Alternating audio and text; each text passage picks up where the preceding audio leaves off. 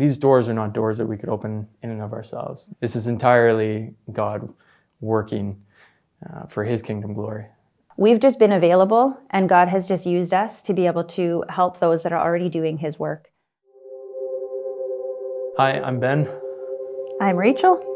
And we're a part of the Middle East team.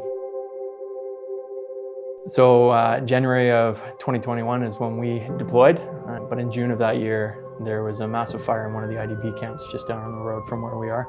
I happened to be on the road already and ran through with a bunch of young guys, and we were going between the tents trying to see if anyone was there.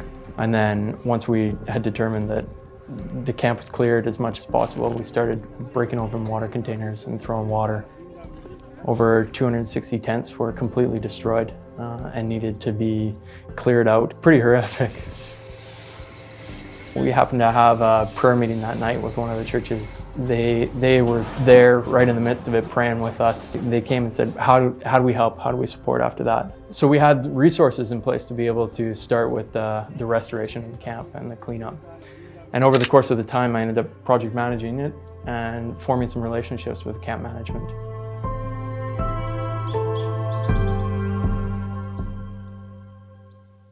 About May of this year, I got a phone call asking me to come into the office, and they sat us down and said, we really like what you're doing, and we want to continue working with you further. So we want you to have a permanent place within one of the camps here, which was phenomenal. So the next day, I hopped in the car with the woman that oversees all the camps and the driver. She turned and looked at me at one point, and she's like, "Who do you know?" I was like, "Well, what do you mean?" She's like, "Do you know how long the waiting list is for this center? Do you know how many proposals I have sitting on my desk of people that have intentions of working here, that have been fighting and clamoring for this space? You don't have an organization. You don't even have a proposal. So who do you know?" So I kind of chuckled and I said, "Well, that's a longer story."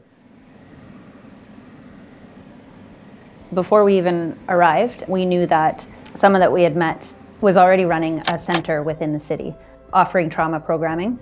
She's a counselor. Her program has a 3 to 4 month wait list, but she still knows there's so many women that can't put their name on the list because they're in the camps. So her heart has been to be inside the camp. And then when in May and he was handed these keys, we just knew that this was God opening the door for our friend to expand her program. She said, when I felt those keys in my hands, I just felt God answering my prayers and just like literally putting my dream in my hand.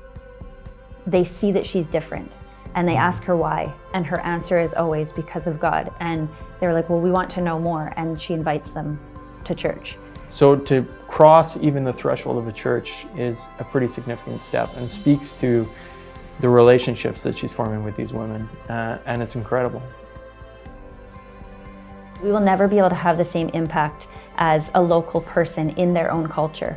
The local believers there, while there's few, they're grinding away for the sake of the kingdom, day in, day out.